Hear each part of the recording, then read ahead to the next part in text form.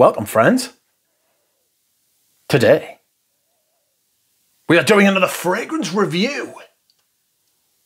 Scandalous.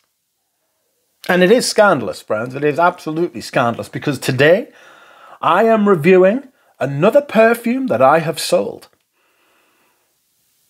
The perfume that I have sold and that I am reviewing today is called a Basala or Basara by Shiseido. So, this review will follow my trusty technique of telling you the notes, telling you the main notes to my nose,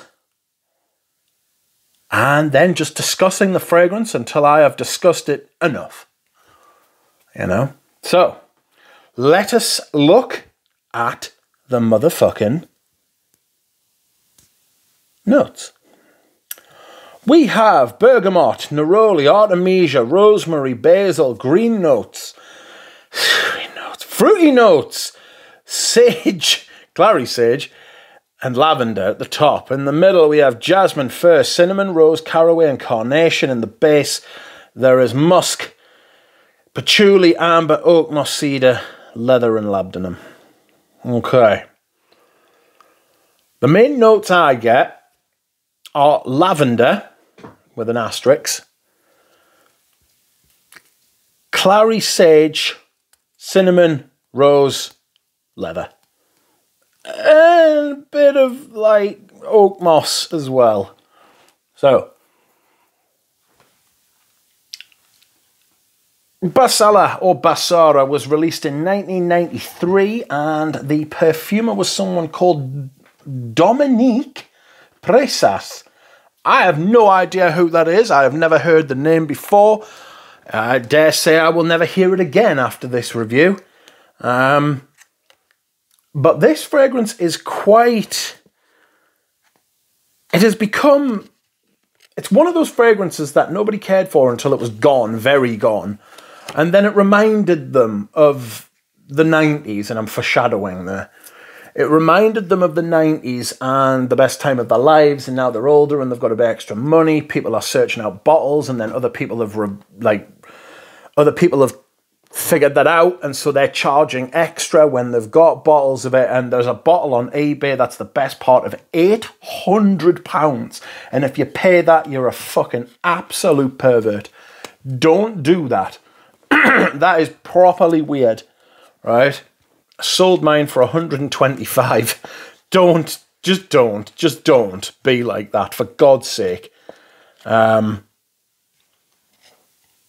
normal. For the love of God, just be normal. Stop. You're not Warren Buffett, you know? Christ. Anyway, the notes that I get mainly, well, I've told you what they are. It was called Basara. But I think they changed it to Basala, or it was called Basala and they changed it to Basara. I don't know why, I can't remember. But it's a Shiseido perfume, so automatically that means that it's of a certain standard. Shiseido don't really make shit perfumes per se. You know, there's a couple of them that were like cheapies that were, you know, like Zen and stuff like that. And were all right. Pound for pound, they were pretty good. But Basala has become a bit of a sought-after thing for the reasons that I stated, you know. That's my theory about why vintage perfumes get to the point that they get to. It's nostalgia. And you've got to be really careful with nostalgia, whether it's purchasing things or whether it's politics. Politicians will use nostalgia. Things were always better back then. I guarantee you that they weren't. Everything... People are like food and ingredients and fucking everything was better back in the day. How many times have you heard that? It's not as good as it used to be. It's not always true. In perfumes, a lot of times it was. But really, I think the mode by which perfumes become so much more expensive, you know, 80s, 90s perfumes, is because it's nostalgia. People want to go back to smelling like they did when they were a youth. And so these perfumes become outrageously priced. Anyway, on to the smell. 5 minutes in, on to the smell. Okay, here's the little handy booklet. That's something they don't do anymore, is it? They don't give you even if it's just a piece of card written in about 7 different languages. Excuse me whilst I hydrate. They just don't give you those little bits and bobs anymore. The perfume, it starts off. Let's have a whiff. No, you are clean. Let's go. So, I did do a little bit of foreshadowing before about the lavender and how it smelled like the 90s. And this is definitely one of those perfumes that reminds you of the 90s. If you read the blurb, well, that's just burning the alcohol off. If you read the blurb, it says, a celebration of the new masculinity. Strength emanates from a man who follows his heart, faithful to his emotions. He drives his courage from the depths of his soul. With unrelenting passion, he embraces the world and forever changes its course. So, this was actually the beginnings of the metrosexual male. In the 90s, you know, everybody had made a killing in the 80s. Well, not everybody, but people had made a killing in the 80s. They had more money, more extra space in their lives to concentrate and work on themselves. You know, they weren't just working for other people trying to survive. You know, everybody was doing a lot better. The 90s was probably the best decade in modern Western history, if we're being honest. We'd just come off the back of winning the Cold War. Everything was at peace until it was shattered in 2001. We were doing well, and this kind of shows that new reflective, manly kind of thing. The beginning starts with this green, fruity kind of thing, like an apple rind. You know, it's not an apple core. What do you call it on the outside? An apple skin. It's got this kind of apple skin fruitiness. You know, there's like that like kind of. It's when it says fruity notes, it's quite accurate actually, because there's this kind of nondescript fruitiness that starts, but it's also very herbal. You know, it's got elements of those chypres and fougères from the 80s. They're still in there lurking, you know. You've got your clary sage, which is there, your basil, your rosemary, your fruity, but it's got this fruitiness, you know, that brings it into like the more modern kind of age, looking forward kind of thing. You know, probably about 30 years ahead of its time, because that's all that men's perfume smells of these days. Sugar and berries and stuff like that.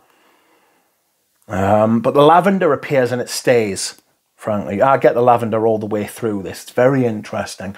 And it gives it this kind of shower gel, fresh, creamy sort of vibe. It's very hard to describe. Like the texture of shower gel. It's not creamy, it's like jelly. Not jelly that you eat, but like a gel, like gel-ish. It's thick and viscous and smooth, you know. Then you come into the heart, it gets a little bit spicy. There's a little bit of cinnamon, a bit of carnation. That kind of adds to that kind of like smoothness, that creaminess, the carnation.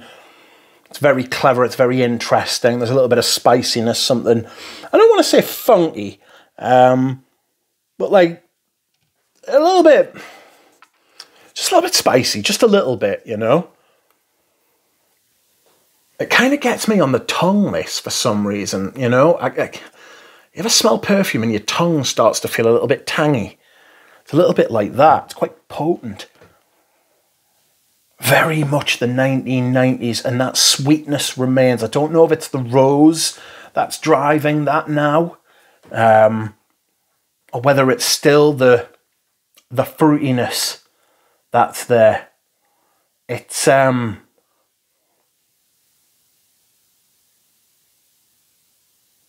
very nice, but again, it's sweet, you know. And this is one of those first fragrances for men that kind of the sweet,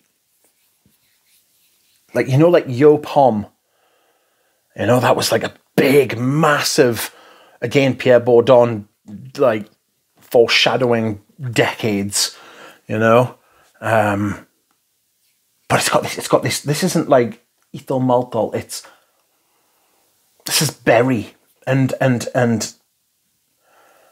apple, you know, apple skin. Zesty still, you know.